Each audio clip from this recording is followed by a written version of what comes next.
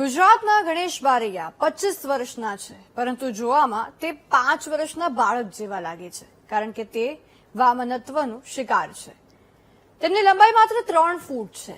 આજે તે medical officer બની ગયા છે, પરંતુ અહીંયા સુધી પહોંચવા માટે તેમણે લાંબી સંઘર્ષ કરી છે. સુપ્રીમ કોર્ટ સુધી લડાઈ લડી. અંતે તેને પહેલી પોસ્ટિંગ મળી ગઈ છે. ત્યારે કેવી છે 3 ફૂટના ગણેશના સંઘર્ષની એક કહાની? ડોક્ટર કેવી રીતે બન્યા ગણેશ?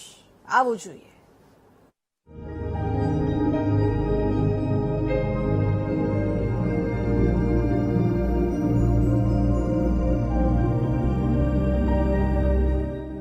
पंख से कुछ नहीं होता, हौसलों से उड़ान होती है.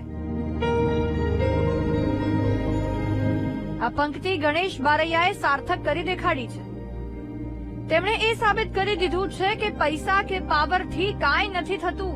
જો તમારામાં આવડત છે તો કોઈ પણ મુશ્કેલીઓનો તમે સામનો કરી શકો છો અને તમારું સપનું પૂર્ણ કરી શકો છો. 25 વર્ષની ઉંમરમાં માત્ર 3 ફૂટ લંબાઈ ધરાવતા અને 20 કિલો વજનવાળા ગણેશ બારૈયાએ આજે એ કરી દેખાડ્યું છે જે ઘણા લોકોને અશક્ય લાગતું હતું.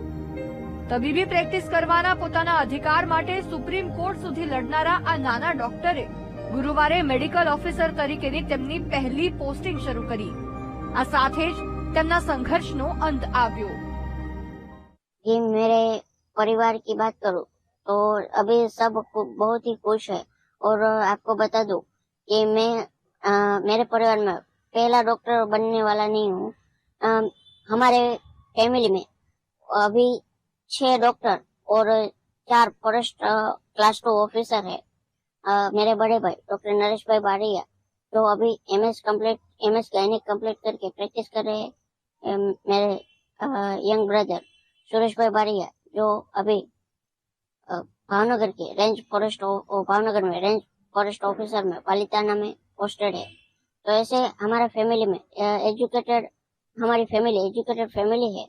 और ऐसे एक और मैं भी उनके साथ डॉक्टर बना हूं तो एक खुशी की बात है.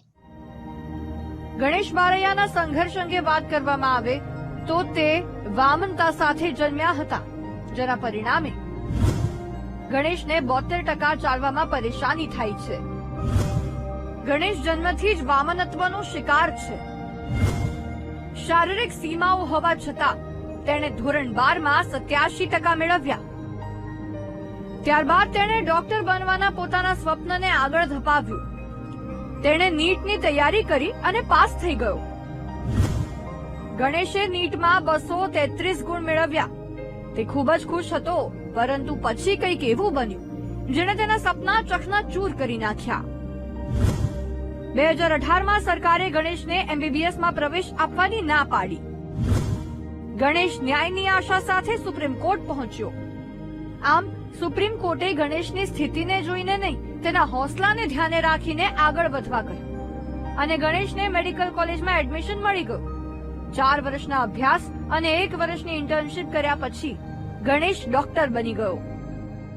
मैंने ये रिजेक्शन की बात मेरे प्रिंसिपल नीलकंठ विद्यापीठ तलाजा के प्रिंसिपल डॉक्टर दलपत भाई कातरिया और रेवसी सरवैया से की.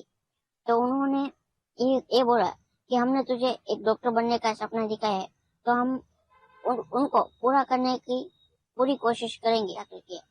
2 मंथ के बाद गुजरात हाईकोर्ट में हम केस हार गए.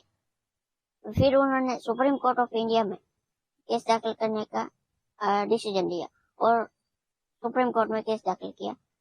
4 महीने के टाइम में सुप्रीम कोर्ट का जजमेंट आया 22 अक्टूबर 2018 को कि आपको एमबीबीएस में एडमिशन मिल सकता है और उसकी आपकी डिसेबिलिटी की वजह से आपको कोई रोक नहीं सकता.